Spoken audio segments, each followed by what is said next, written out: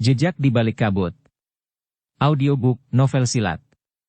Cerita, Esa Mintarja. Bab 59. Nampaknya mereka dengan mudah mengenali kalian, sedangkan kalian sangat sulit untuk mengenali mereka. Tetapi kami pun dapat membuat diri kami tidak mudah dikenali, berkata Pangeran Benawa. Menyamarkan diri akan dapat menjadi salah satu cara untuk mencari jejak Haryawisaka. Tetapi kalian tidak boleh menyesalinya jika usaha itu menjadi sia-sia. Tetapi bukankah kita harus berusaha, desis Pangeran Benawa. Ya. Kita harus berusaha.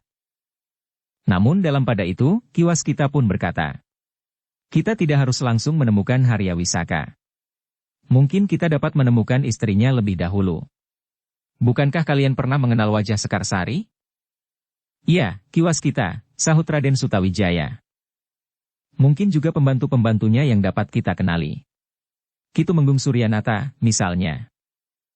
Ya, kiwas kita. Aku mengenal Ki Tumenggung Suryanata dengan baik, sahut Pangeran Benawa. Ki Rangga Darmasasmita. Ya. Demang Kongas. Dan masih beberapa orang lagi. Sebagian dari mereka tentu sudah berada di luar kota raja, desis Raden Sutawijaya. Ya. Bahkan mungkin mereka sempat keluar masuk pintu gerbang utama kota raja. Mungkin sebagai penjual gula kelapa atau sebagai sais gerobak yang membawa ketela pohon. Bukankah kami dapat melakukannya pula? Tetapi bagaimanapun juga ada bedanya, desis kiwas kita. Apa bedanya? Kan di hutan Jabung? Kita adalah orang-orang yang mencari dan mereka adalah orang-orang yang dicari. Raden Sutawijaya, Pangeran Benawa dan Paksi pun mengangguk-angguk. Dengan nada datar Raden Sutawijaya pun berkata. Mereka hanya berkepentingan untuk menyamarkan diri. Sedangkan kita, selain menyamarkan diri juga harus menemukan orang-orang yang sedang menyamar. Tetapi cara itu dapat ditempuh. Salah satu usaha yang dapat kalian lakukan. Bukankah para petugas sandi juga berusaha menemukan mereka dengan cara yang hampir sama? Mereka bahkan mempunyai keuntungan bahwa mereka bukan orang-orang yang sudah banyak dikenal sebagaimana Raden Sutawijaya, Pangeran Benawa dan Paksi. Ya. Pangeran Benawa mengangguk-angguk. Sementara itu Paksi justru menundukkan kepalanya. Terasa detak jantungnya menjadi semakin cepat. Bagaimana menurut pendapatmu, Paksi? Paksi menarik nafas dalam-dalam. Katanya. Aku sedang berpikir tentang ayahku. Ia adalah salah seorang dari para pengikut Haryawisaka. Aku akan dapat mengenalinya dengan baik, meskipun seandainya ayahku berpakaian dan berlaku seperti seorang pengemis. Tetapi ayahku pun akan dengan mudah mengenali aku, meskipun aku bertingkah laku seperti orang gila sekalipun. Namun bagaimanapun juga kita harus berusaha, desis Raden Sutawijaya. Ya. Paksi mengangguk. Mungkin yang akan kita lakukan akan mirip dengan apa yang akan dilakukan oleh para petugas sandi sebelum kita menemukan cara lain yang lebih baik. Ya, desis Paksi. Kita sudah berpengalaman dalam pengembaraan kita di lereng selatan Gunung Merapi, berkata Pangeran Benawa. Aku sama sekali tidak menyamar sebagai siapa-siapa. Aku mengembara sebagai aku sendiri. Sementara itu, Pangeran memang tidak dikenal oleh orang-orang padesan itu. Kau benar, Paksi, berkata Pangeran Benawa. Tetapi kita untuk sementara tidak mempunyai cara lain. Kita pun tidak dapat menjamin bahwa kita tidak akan bertemu dan berhadapan dengan Ki Tumenggung Sarpabiwada. Paksi, berkata kiwas kita. Jika kau kemudian harus berselisih dengan ayahmu, itu bukan karena kau seorang anak yang tidak tahu diri. Bukan seorang anak durhaka yang tidak tahu kebaikan orang tua. Tetapi kau tahu bahwa ayahmu itu adalah seorang yang telah melawan Pajang. Seorang yang telah memberontak. Sehingga persoalannya menjadi jelas. Paksi hanya menundukkan kepalanya. Jantungnya berdesir ketika Raden Sutawijaya itu pun berkata. Kau tidak berdosa jika kau melawan ayahmu itu, Paksi. Selain kau mengemban tugas negara, kau juga sekedar mempertahankan hidupmu, karena pada suatu saat, akhirnya kau harus memilih, kau atau ayahmu yang harus mati. Paksi menarik nafas dalam-dalam. Namun akhirnya, cara itu pun akan dipergunakan untuk sementara sebelum mereka menemukan cara yang lebih baik. Pada hari-hari tertentu, terutama pada hari-hari pasaran di pasar gede, mereka akan memasuki kota dengan membawa segerobak kelapa ke pasar. Mungkin mereka akan bertemu dengan pengikut Harya Wisaka yang dapat mereka kenali, atau bahkan orang-orang terpenting di antara mereka. Sebenarnya lah, pada hari pasaran di pasar gede, ketiga orang itu membawa segerobak ketela pohon memasuki kota raja. Mereka pun langsung membawa gerobak mereka ke pasar. Raden Sutawijaya, Pangeran Benawa dan Paksi ternyata tidak canggung-canggung lagi menjual hasil bumi itu. Sebelumnya mereka sudah mempelajari apa yang harus mereka lakukan, jika mereka membawa segerobak ketela pohon. Di pasar itu, beberapa orang pedagang sudah menunggu. Mereka membeli ketela pohon dari manapun untuk mereka jadikan gaplek yang dapat tahan lama. Di masa paceklik di daerah pegunungan yang tanahnya tidak subur, gaplek akan menjadi makanan pokok pengganti beras dan jagung. Setelah gerobak mereka kosong, maka mereka bertiga tidak segera pergi meninggalkan pasar. Mereka masih duduk-duduk di pinggir jalan, tidak jauh dari pasar itu sambil mengamati orang-orang yang hilir mudik. Tetapi mereka tidak melihat seorang pun yang dapat mereka kenali. Ketika seorang perempuan cantik dalam pakaian yang kusut lewat, Pangeran Benawa bergeser setapak. Namun kemudian dengan nada rendah ia pun berdesis. "Aku kira Bibi Sekarsari." "Memang mirip," sahut Raden Sutawijaya. "Tetapi Bibi Sekarsari tentu akan nampak lebih tua tanpa merias wajahnya." Namun setelah mereka melakukannya 3-4 kali, dan bahkan mereka bertiga sudah mencoba memasuki dan ikut berdesakan di pasar, mereka tidak menemukan seorang pun yang mereka yakini sebagai pengikut Harya Wisaka. Beberapa orang petugas sandi tentu berkeliaran pula di pasar ini, desis Raden Sutawijaya. Tetapi mereka tidak akan dapat langsung mengenali para pemimpin yang menjadi pengikut Harya Wisaka, sahut Pangeran Benawa. "Belum tentu.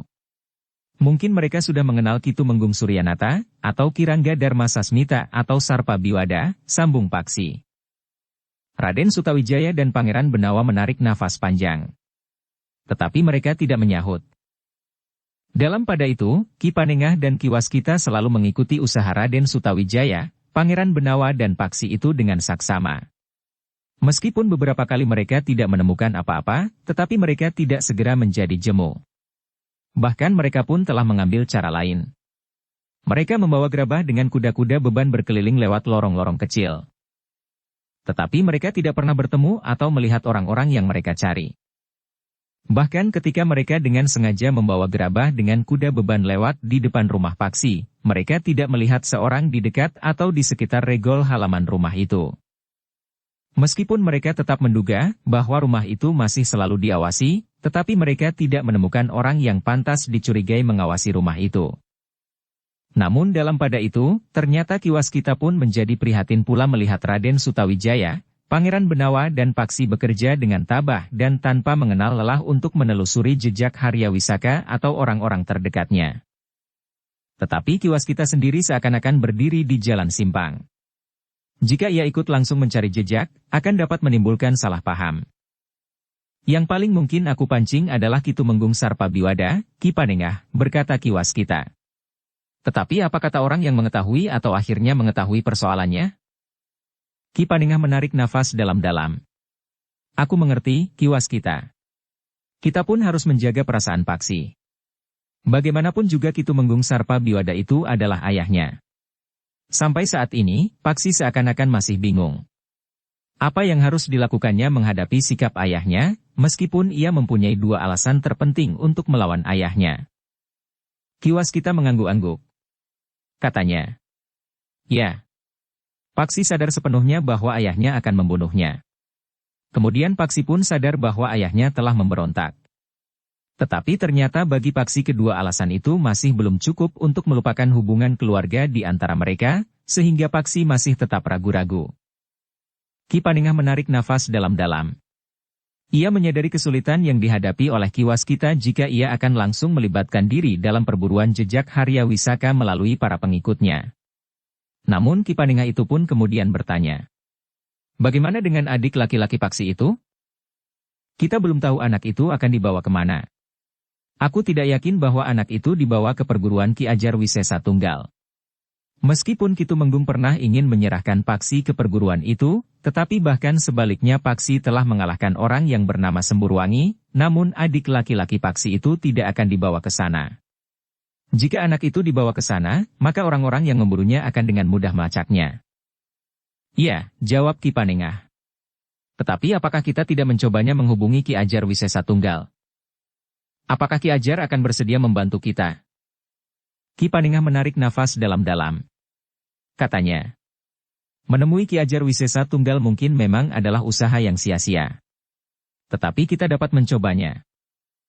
Tetapi Ki Waskita pun berkata, aku ingin memperingatkan sifat-sifat Ki Ajar Wisesa Tunggal, Ki Panengah. Apakah kira-kira ia akan dapat diajak bekerja bersama? Ia akan menganggap kita orang-orang yang tidak berarti dan memperlakukan kita sesuka hatinya sendiri. Tetapi pada batas kesabaran itu, akan dapat terjadi hal-hal yang justru tidak kita inginkan. Ki Panengah mengangguk-angguk. Katanya, aku mengerti, Ki Waskita. Ki Waskita menarik nafas dalam-dalam. Jadi, bagaimana kita dapat melacak anak itu? Sulit, Ki Panengah. Sesulit melacak jejak ayahnya itu sendiri. Tetapi kita memang harus mencari jalan. Ki Panengah menarik nafas dalam-dalam. Sementara Ki Waskita itu pun berkata, Ki Panengah, jika tidak ada jalan lain, maka aku akan menempuh jalan yang satu itu, apapun akibatnya. Mungkin kemudian jantung Paksi akan teriris. Tetapi mungkin pula ia akan bersyukur. Ki Panengah menarik nafas dalam-dalam. Namun ternyata Ki Waskita masih juga belum dapat mengambil keputusan. Sementara itu, Raden Sutawijaya, Pangeran Benawa dan Paksi masih juga berusaha untuk melacak jejak Haryawisaka dengan caranya. Tetapi setelah beberapa lama mereka lakukan, namun masih juga belum terdapat kemajuan apa-apa. Dalam pada itu, hari-hari Ki Waskita selanjutnya dilewatinya dengan penuh kebimbangan. Ia melihat satu jalan yang dapat ditempuhnya. Tetapi jalan itu akan dapat membawa akibat yang kurang baik bagi Paksi. Bukan hanya karena jalan yang satu itu memungkinkan ayahnya dapat tertangkap, tetapi ada sisi-sisi lain yang akan dapat menghentak ketenangan jiwa Paksi. Dengan demikian, maka Ki Waskita itu seakan-akan telah berubah menjadi seseorang perenung. Kebimbangan yang sangat telah mengguncang perasaannya siang dan malam, sehingga terasa pengaruhnya terhadap kehidupan Ki Waskita itu sehari-hari. Raden Sutawijaya, Pangeran Benawa dan Paksi yang akrab dengan Ki Panengah dan Ki Waskita, ternyata menangkap perubahan sikap Ki Waskita itu. Apa yang terjadi dengan Ki Waskita, Ki Panengah? Bertanya Raden Sutawijaya. Aku tidak dapat mengatakannya, Raden. Apakah sebaiknya kami bertanya langsung kepada Ki Waskita saja? Biarlah Paksi yang bertanya. Aku, desis Paksi. Ya, kau, Paksi. Paksi justru menjadi berdebar-debar. Kenapa harus dirinya yang bertanya kepada Ki Waskita? Namun Ki Panengah itu pun mengulanginya. Sebaiknya kau sajalah yang bertanya, Paksi, meskipun itu juga tidak menjamin bahwa jawab Ki Waskita itu akan memuaskanmu. Mungkin kau justru menjadi bingung. Tetapi mungkin pula sebaliknya. Aku menjadi berdebar-debar, Guru. Tetapi mungkin Ki Waskita tidak akan menjawab sama sekali. Paksi menarik nafas dalam-dalam. Katanya, baiklah. Aku akan mencobanya. Jangan tergesa-gesa. Kau dapat menemuinya nanti malam atau esok. Bukankah kau besok tidak akan memasuki kota raja dengan penyamaran? Tidak, Ki Panengah. Mungkin pekan depan, jika pasar gede itu sedang pasaran. Jika demikian, temuilah Ki Waskita itu esok. Pagi atau siang atau sore. Baik, Ki Panengah. Hari itu Paksi pun telah mempersiapkan diri untuk menemui dan bertanya langsung kepada Ki Waskita. Kenapa Ki Waskita nampak menjadi murung? Besok ia akan menemuinya dan berbicara dengan gurunya itu. Namun sebelum Paksi benar-benar menghadap, anak muda itu sudah menjadi berdebar-debar. Jantungnya serasa berdetak semakin cepat. Tetapi aku harus berbicara dengan guru untuk mendapat gambaran yang jelas tentang keadaannya. Di hari berikutnya, Raden Sutawijaya, Pangeran Benawa dan Paksi tidak pergi ke kota raja. Mereka telah ikut terjun ke dalam kesibukan menyelesaikan pembangunan padepokan di hutan Jabung itu. Namun Paksi pun nampak gelisah. Ia mendapat tugas untuk menemui Kiwaskita yang di hari-hari terakhir nampak murung. Tetapi Paksi tidak melakukannya secara khusus. Ia tidak ingin datang menemui gurunya dan mohon waktu untuk berbicara bersungguh-sungguh. Namun Paksi ingin menemui dan berbicara dengan Kiwaskita itu justru pada saat mereka beristirahat. Sebenarnya lah, ketika matahari sampai di puncak, maka mereka yang bekerja menyelesaikan padepokan itu pun beristirahat. Mereka mendapat sebungkus nasi dengan lauk pauknya bagi makan siang mereka. Seperti biasanya, Kiwaskita memang lebih senang ikut makan bersama mereka yang bekerja menyelesaikan padepokan itu. Ki Panengah juga sering melakukannya, tetapi tidak sesering Kiwaskita. Namun ketika Kiwaskita mendekati Ki Kriyadama yang juga sedang makan bersama mereka yang sedang beristirahat itu, Paksi mendekatinya sambil berdesis. "Guru, ada sesuatu yang ingin aku tanyakan." "Hi?" Kiwaskita memandang Paksi dengan kerut di kening. "Ada sesuatu yang ingin aku tanyakan, Guru. Kita akan makan siang dan beristirahat." "Sambil makan siang, Guru. Persoalannya bukan persoalan yang penting." Kiwaskita itu pun kemudian duduk di sebatang balok kayu yang terbujur di belakang bangunan yang sedang dikenakan bersama Paksi sambil memegang sebungkus nasi bagi makan siang mereka. "Apa yang ingin kau tanyakan, Paksi?" "Maaf, Guru. Bukan maksudku mengusik perasaan Guru." Kiwaskita memandang Paksi dengan tajamnya. Dengan nada dalam ia pun berkata, "Katakanlah. Jika saja aku dapat menjawab, maka aku akan menjawabnya." Paksi memang masih saja ragu-ragu. Tetapi rasa-rasanya ia mengemban tugas dari Raden Sutawijaya dan Pangeran Benawa. Paksi dipercaya untuk berbicara dengan gurunya, kenapa pada hari-hari terakhir Kiwaskita nampak murung dan bahkan gelisah. "Guru," berkata Paksi kemudian. "Sebelumnya aku mohon maaf. Mudah-mudahan tangkapan kami atas penglihatan kami pada hari-hari terakhir ini tidak benar." Ternyata Kiwaskita segera tanggap. Karena itu, ia pun tersenyum sambil bertanya, "Siapakah yang kau maksud dengan kami?" Paksi mengerutkan dahinya. Katanya, "Aku, Raden Sutawijaya dan Pangeran Benawa." "Oh, terima kasih atas perhatian kalian. Tetapi apakah yang telah kalian lihat?" "Menurut penglihatan kami, Guru pada hari-hari terakhir ini nampak murung." Kiwaskita tertawa. Katanya, "Apakah aku menjadi murung?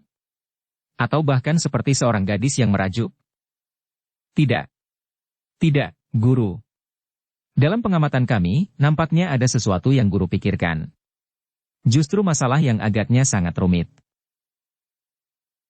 Kiwaskita masih tertawa. Katanya, "Kau benar, Paksi.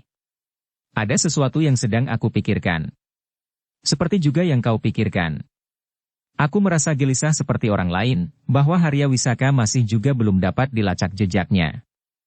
Jika aku nampak murung, karena aku sedang memikirkan satu cara yang mungkin dapat ditempuh. Tetapi cara itu akan mempunyai akibat yang tidak dapat aku perhitungkan sebelumnya." "Maksud Guru?" Kiwaskita termangu-mangu sejenak. Katanya, "Mungkin aku dapat mencari jalan untuk melacak Harya Wisaka. Tetapi tidak langsung. Aku mungkin dapat melacak salah seorang pembantu Harya Wisaka yang terhitung dekat. Dari sana akan kita dapatkan jejak Harya Wisaka itu. Jika jalan itu memungkinkan kita sampai kepada Harya Wisaka, bukankah jalan itu dapat dicoba? Tetapi tebusannya akan dapat menjadi mahal sekali, Paksi."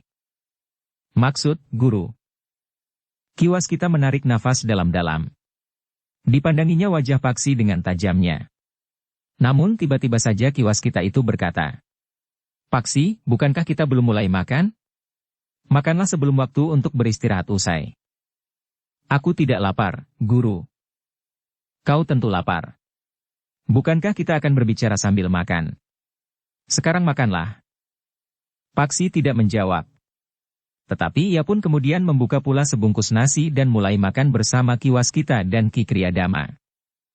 Sementara itu, Kiwaskita pun mulai berbicara dengan Ki Kriyadama tentang pembangunan padepokan yang mendekati tahap-tahap akhir itu. Semakin lama semakin asyik sehingga Paksi tidak mendapat waktu untuk berbicara lagi. Meskipun demikian, bahwa lontaran pertanyaan yang pernah disampaikan kepada Kiwaskita itu dianggapnya cukup untuk mengusik perasaan Kiwaskita. Paksi sudah merasa cukup untuk menyentuh hati orang tua itu, sehingga ia mengerti bahwa ada yang memperhatikan perubahan sikapnya di saat-saat terakhir. Sebenarnya lah, sejak Paksi datang menemuinya dan bertanya tentang masalah yang sedang direnunginya, kiwas kita justru menjadi semakin memikirkannya. Ia masih tetap ragu-ragu untuk mengambil sikap. Namun sementara itu, usaha untuk menemukan Haryawisaka seakan-akan telah mengalami jalan buntu. Usaha Raden Sutawijaya, Pangeran Benawa dan Paksi sama sekali belum menunjukkan kemajuan sama sekali. Sementara itu, usaha untuk menemukan adik Paksi pun masih meragukannya, apakah sudah sepantasnya adiknya menjadi rambatan untuk menemukan ayahnya. Adikku tidak bersalah sama sekali, berkata Paksi kepada Raden Sutawijaya dan Pangeran Benawa. Adikmu memang tidak bersalah. Bahkan ia pun merasa terpaksa untuk meninggalkan rumahnya mengikut ayahnya. Bukankah kita tidak memburunya dan akan menghukumnya? Kita hanya ingin membuatnya membuka jalan untuk menemukan Ki Tumenggung Sarpabiwada, jawab Raden Sutawijaya. Tetapi seandainya adikku itu diketemukan, maka ia akan dipaksa untuk menunjukkan di mana ayah bersembunyi. Bahkan seandainya adikku itu benar-benar tidak mengetahuinya, maka ia akan diperas sampai darahnya kering untuk mengatakan sesuatu yang tidak diketahuinya. Pangeran Benawa tersenyum sambil menggeleng. Bukankah kita tidak akan berbuat sejauh itu, Paksi? Seandainya adikmu itu kami ketemukan, bukankah dengan demikian kita telah membebaskan adikmu dari satu keadaan yang tidak disukainya? Paksi menggeleng sambil berdesis. Mungkin, jika anak itu jatuh ke tangan kita. Tetapi jika anak itu jatuh ke tangan orang lain, maka tujuan penangkapan itu tentu untuk memeras keterangan anak itu agar menunjukkan di mana ayah bersembunyi. Raden Sutawijaya dan Pangeran Benawa tidak membantah. Paksi memang dapat menduga sebagaimana dikatakannya itu. Jika adik Paksi itu jatuh ke tangan prajurit Sandi tanpa diketahui oleh Raden Sutawijaya, Pangeran Benawa atau Paksi sendiri, maka akibat yang buruk memang akan dapat terjadi. Prajurit Sandi itu memang dapat memaksa anak itu untuk menunjukkan di mana ayahnya bersembunyi. Untuk mendapat keterangan, seseorang kadang-kadang memaksa orang lain untuk menjawab sesuai dengan keinginannya, sehingga kadang-kadang seseorang justru harus berbohong untuk memenuhi keinginan orang-orang yang memaksanya mengatakan sesuai dengan kebenaran. Sedangkan orang-orang yang menginginkan kebenaran itu justru menjadi puas oleh kebohongan itu. Paksi pun kemudian tidak lagi berbicara tentang adiknya.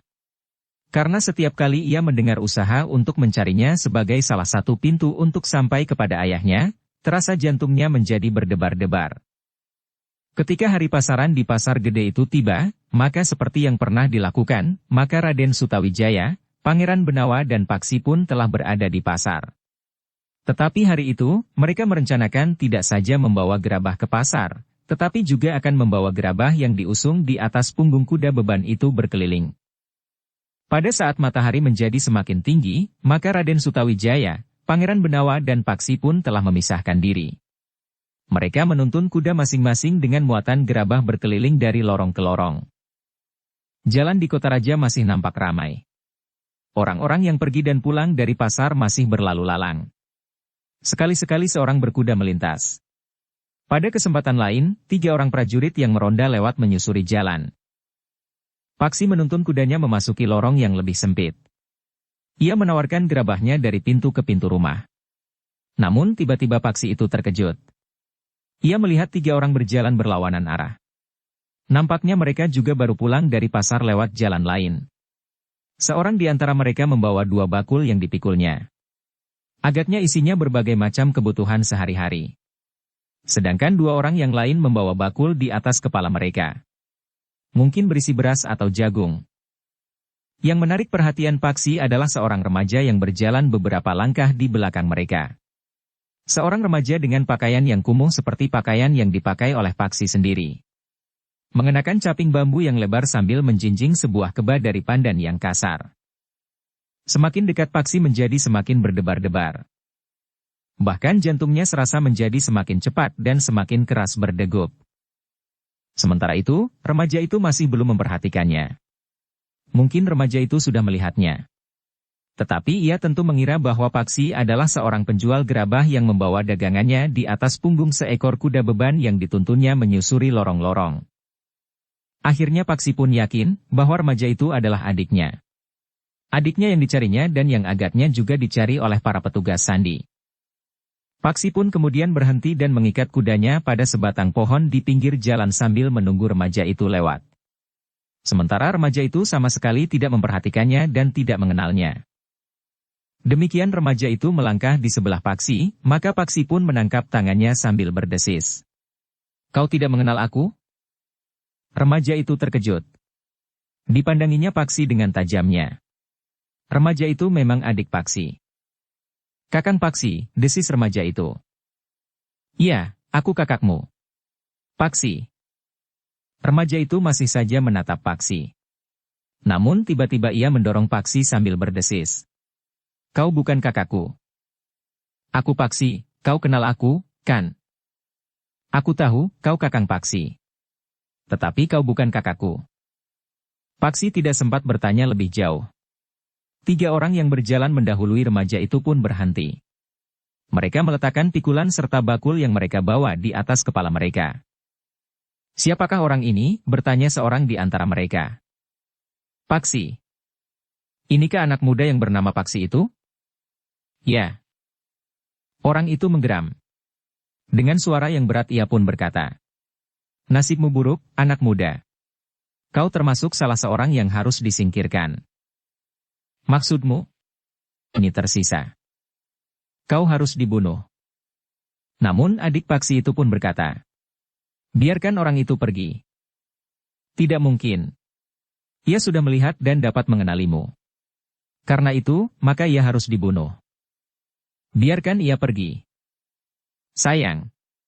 Ia telah masuk ke dalam lubang kuburnya. Kita tinggal menimbuninya saja." Paksi bergeser selangkah surut. Sementara laki-laki yang bertubuh pendek tetapi berbadan kekar itu pun menggeram. "Aku akan mencincangmu." Kawannya yang lain, yang berwajah tampan dan berkumis tipis berkata, "Sebaiknya kau tidak usah membuat ulah. Itu hanya akan memperpendek umurmu dan mempersulit jalan kematianmu. Menurutmu, apa yang harus aku lakukan?" "Kau harus menyerahkan diri. Dengan demikian, maka kau akan mati dengan tanpa mengalami penderitaan." Paksi memandang ketiga orang itu berganti-ganti. Menurut penglihatannya, ketiganya adalah orang-orang yang memiliki keterampilan mempermainkan senjatanya. Apalagi ketika ketiganya telah mencabut pedang pendeknya yang mereka sembunyikan di dalam bakul mereka. "Jangan bunuh orang itu. Biarlah mereka pergi," berkata adik Paksi itu. Tetapi ketiga orang itu tidak menghiraukannya.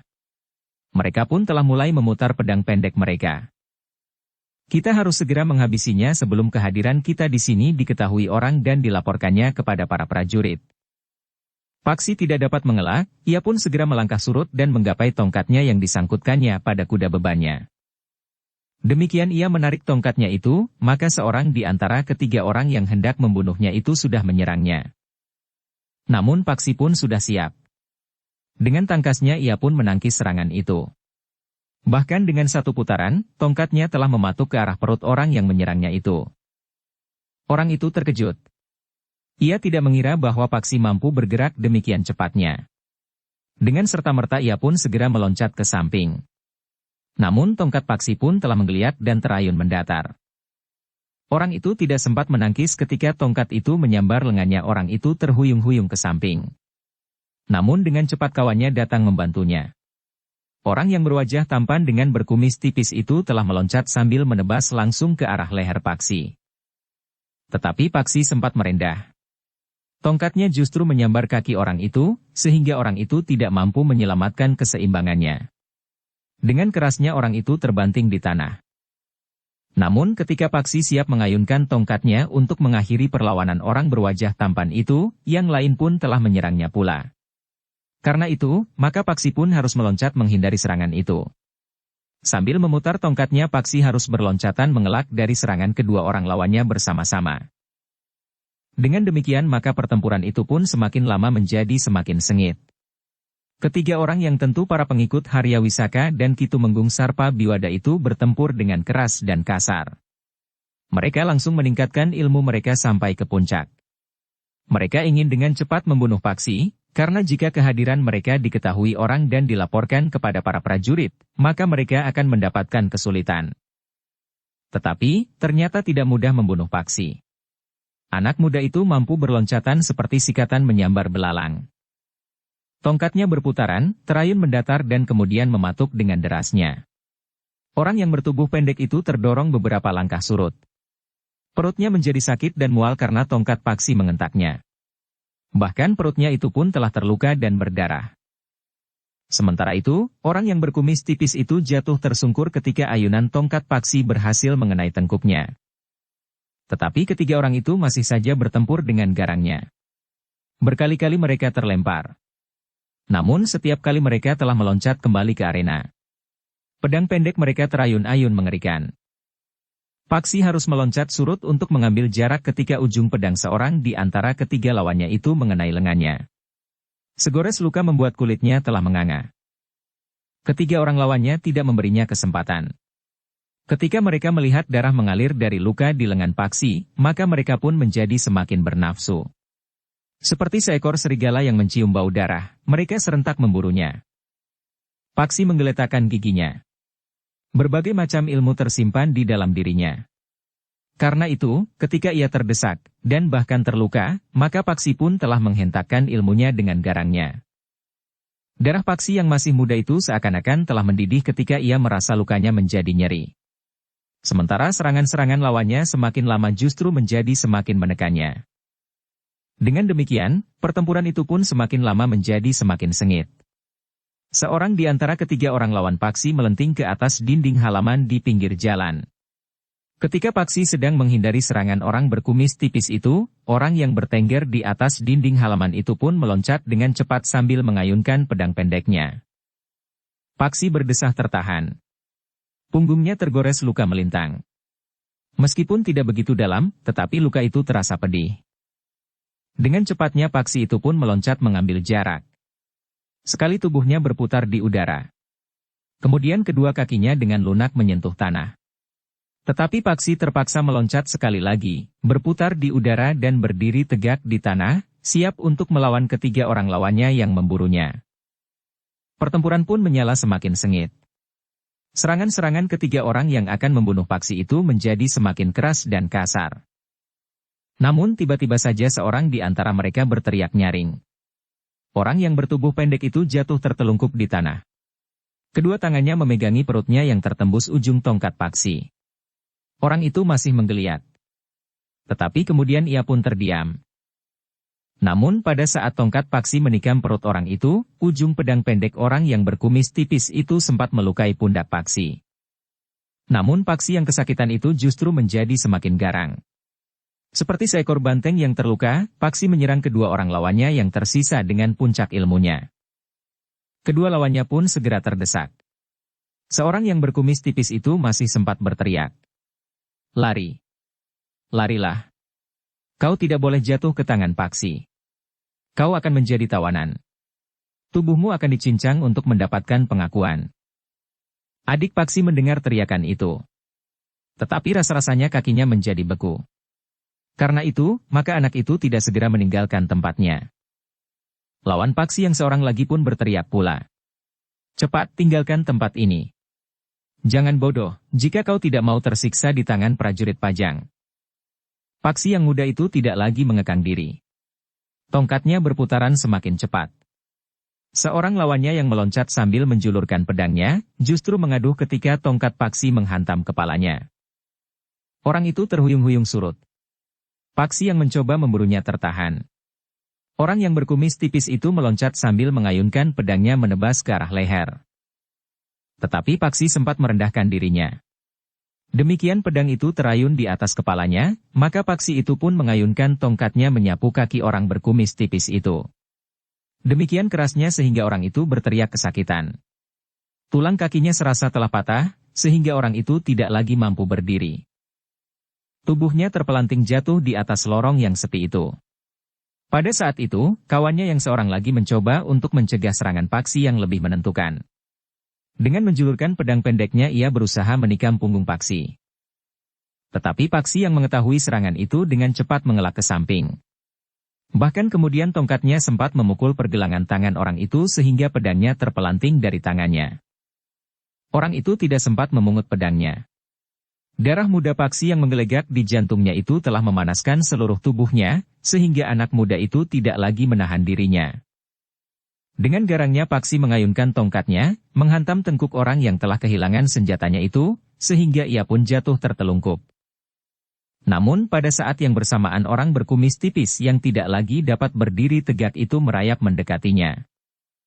Pedangnya menebas ke arah mata kaki Paksi. Tetapi Paksi sempat menghindari. Sambil meloncat ia mengangkat tongkatnya.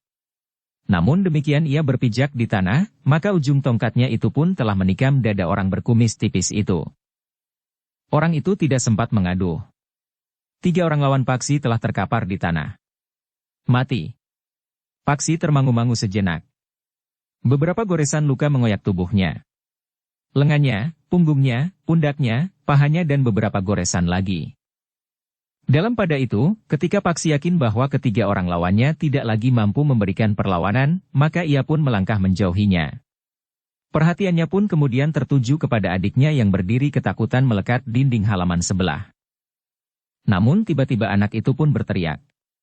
"Jika kau akan membunuh aku, bunuhlah." Paksi menarik nafas dalam-dalam. Ia mencoba untuk menenangkan dirinya. Didekatinya adiknya yang berdiri melekat dinding itu. "Marilah kita pulang. Ibu menunggumu." "Tidak. Aku tidak mau pulang. Aku tentu akan ditangkap dan disiksa sampai mulutku mengaku di mana ayah bersembunyi. Aku akan melindungimu. Marilah. Ibu sangat rindu kepadamu. Adik kita juga sering bertanya, di mana kau berada? Jangan sentuh aku. Kau bukan kakakku." Wajah Paksi menjadi tegang. Dengan suara bergetar ia pun bertanya. "Bagaimana mungkin aku bukan kakakmu? Kita dilahirkan oleh seorang ibu yang sama. Kita pun mempunyai ayah yang sama." "Tidak. Ayah kita tidak sama." Paksi menjadi tegang. Bahkan lebih tegang dari saat ia berhadapan dengan ketiga orang lawannya. "Siapa yang mengatakan itu kepadamu?" "Ayah. Ayah mengatakan kepadaku bahwa ayah kita berbeda. Kau bukan anak ayah. Kau adalah benalu di rumah kami. Karena itu, kau harus disingkirkan. Jika aku bukan anak ayah, katakan, menurut ayah, aku anak siapa? Kau anak orang yang tidak dikenal. Itulah kenyataannya. Karena itu, jangan sebut lagi aku adikmu. Tetapi ibu kita.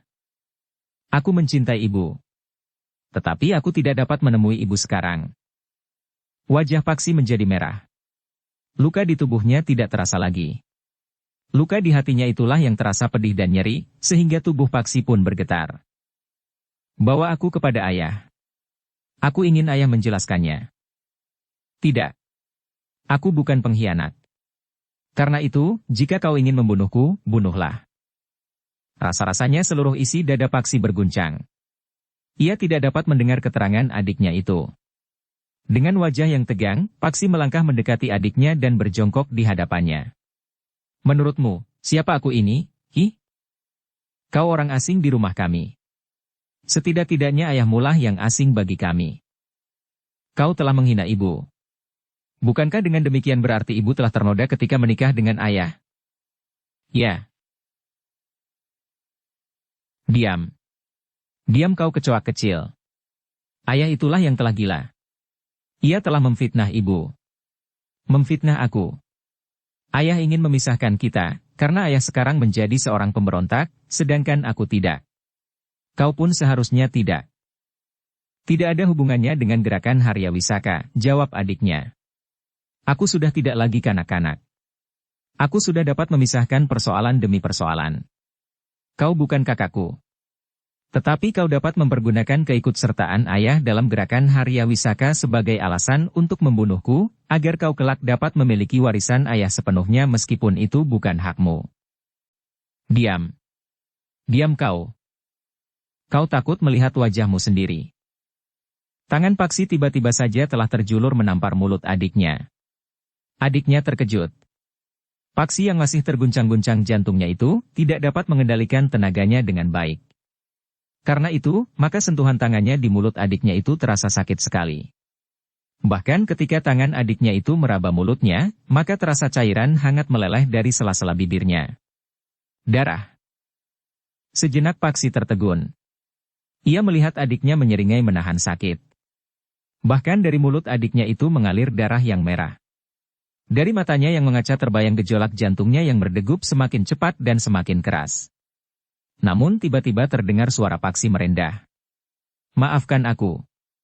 Aku tidak sengaja menyakitimu." Namun jawab adiknya. "Itu hakmu. Kau bunuh ketiga orang kawanku. Sekarang, bunuh aku sama sekali. Aku masih waras. Aku tidak gila. Bagaimana mungkin aku membunuh adikku sendiri? Aku bukan adikmu, kau dengar. Ayah mengatakan ini 1000 kali kepadaku. Dan aku pun akan mengatakannya 1000 kali kepadamu, bahwa kau bukan kakakku. Apakah kau juga akan mengatakannya di hadapan ibu?" Adiknya tertegun. Sejenak ia bagaikan membeku. "Jika hal ini kau katakan kepada ibu, kau akan tahu akibatnya.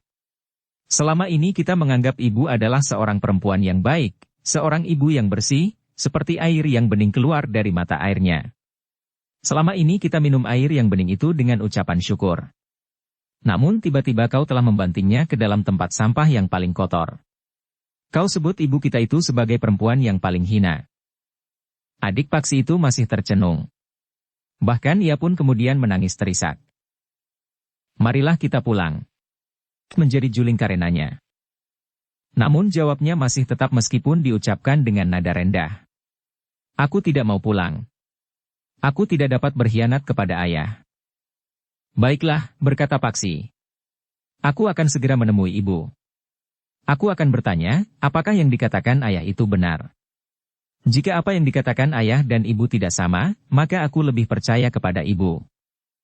Sekarang, bunuh aku sebelum aku ditangkap oleh prajurit-prajurit Pajang.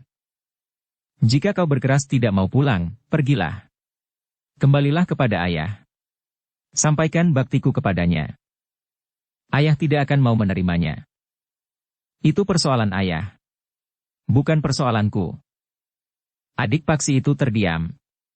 Sementara itu Paksi pun berkata, "Pergilah sebelum para prajurit itu datang. Jika ada orang yang melaporkan pertempuran ini, maka para prajurit akan segera datang. Jika mereka menemukan kau masih berada di sini, maka kau akan ditangkapnya. Aku tidak tahu, apakah aku akan dapat melindungimu atau tidak. Atau bahkan aku juga dianggap telah berpihak kepadamu." Adik Paksi itu termangu-mangu. "Pergilah. Cepat," bentak Paksi. Adiknya itu masih tetap berdiri di tempatnya, sehingga Paksi pun menggeram. "Jika para prajurit itu datang, aku akan membunuhmu. Aku lebih senang melihat kau mati daripada kau jatuh ke tangan para prajurit itu." Adik Paksi itu nampak bingung.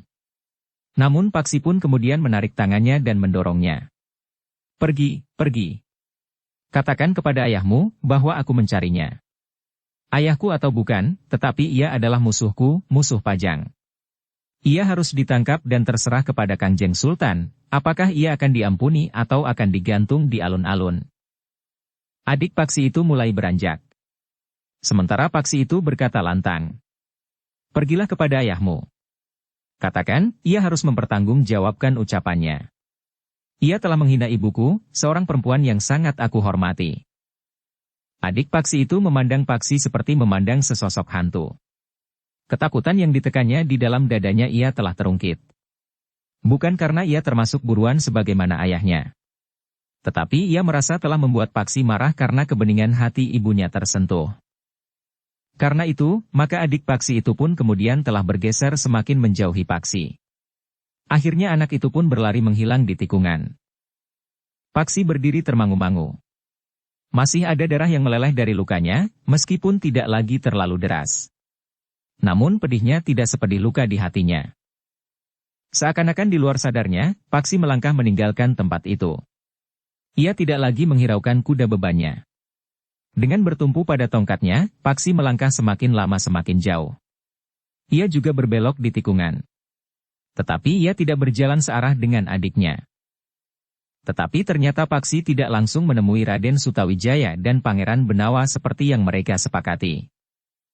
Dengan mengendap-endap agar tidak menarik perhatian orang karena luka-lukanya dan pakaiannya yang berdarah, Paksi justru pulang ke rumahnya.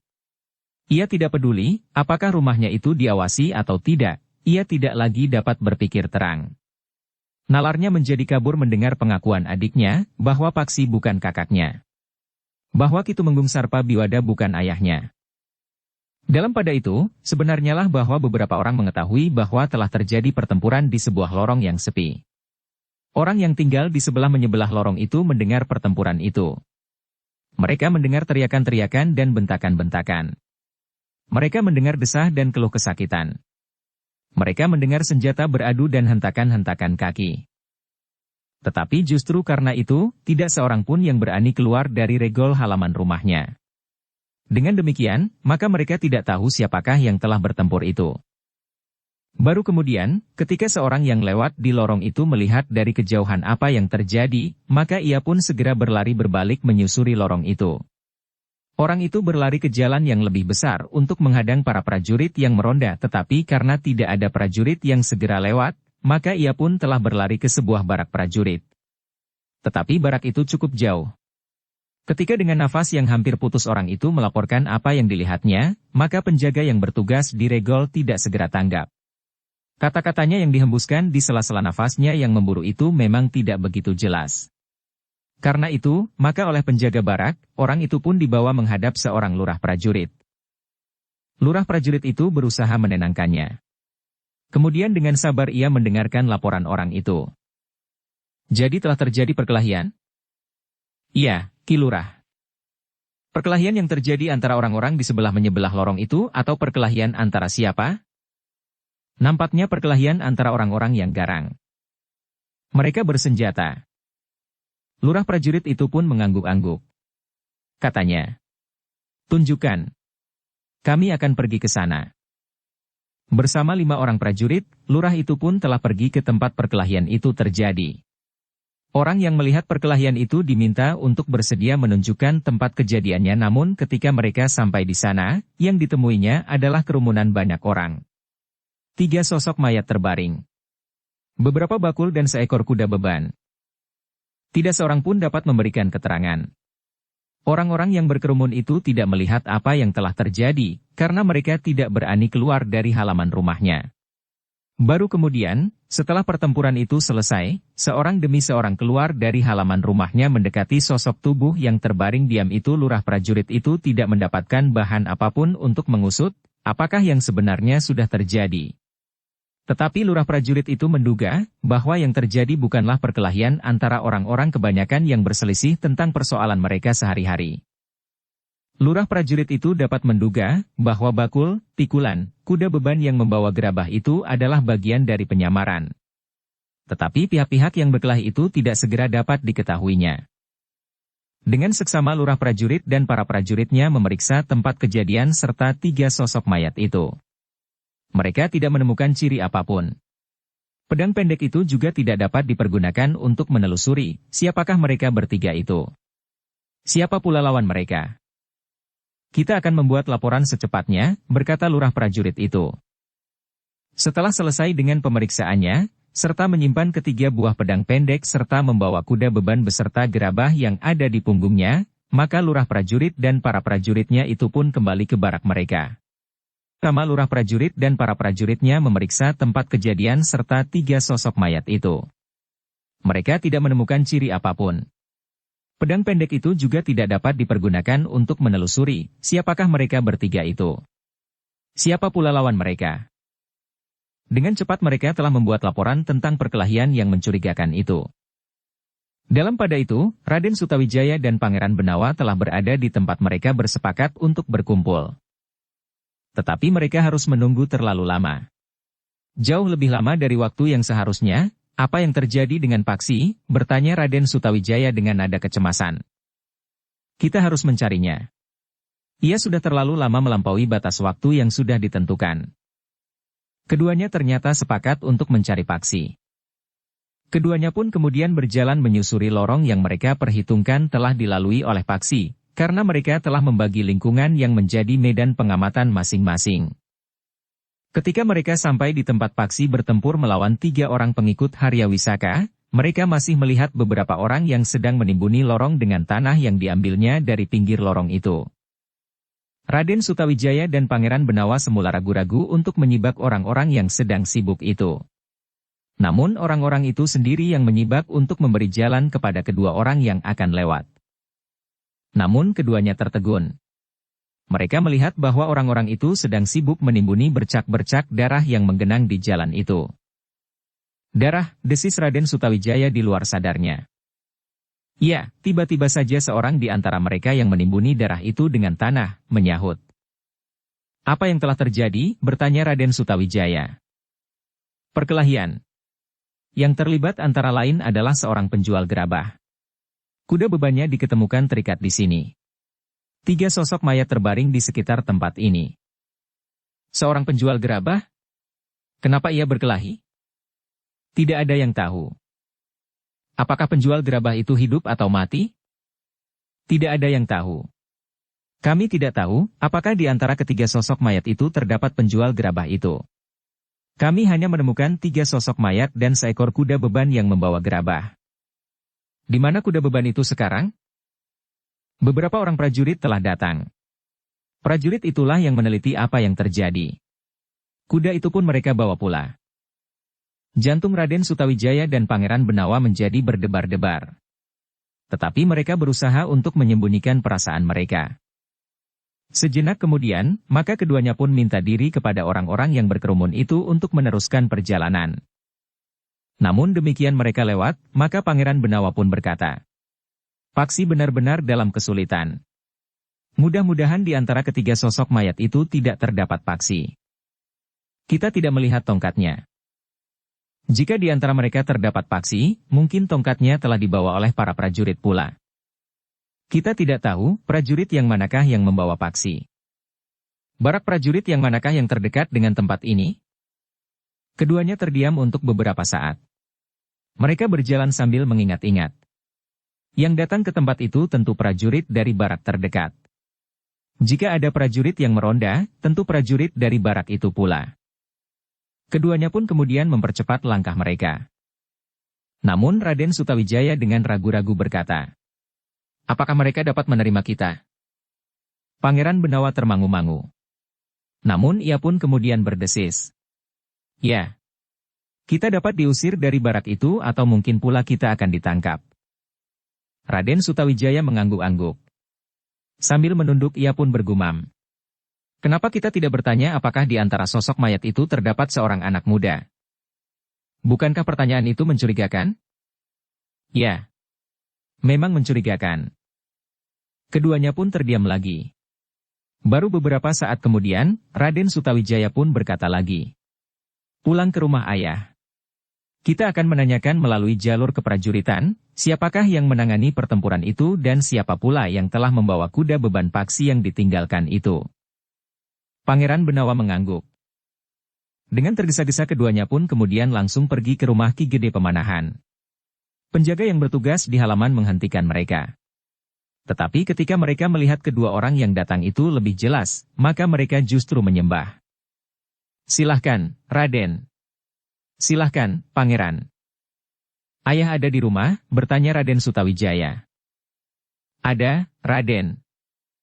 Sejenak kemudian 2 orang prajurit berkuda telah meninggalkan regol halaman rumah Ki Gede Pemanahan.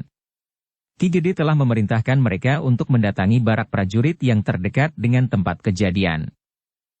Ketika kami datang, semuanya sudah lewat, ayah, berkata Raden Sutawijaya. Tinggal beberapa orang yang menimbuni darah yang tercecer di lorong itu. Nampaknya Paksi bertemu dengan orang-orang penting di lingkungan para pengikut Harya Wisaka. Ia sendiri ketika ia menghadapi beberapa orang bersama-sama. Pangeran Benawa menundukkan kepalanya dalam-dalam.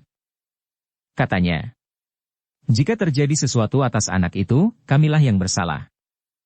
Pangeran tidak dapat menyalahkan diri sendiri, berkata Ki Gede Pemanahan. Bukankah kalian sepakat untuk memencar? Menempuh jalan masing-masing. Pangeran Benawa menarik nafas dalam-dalam. Bersambung ke bab 60.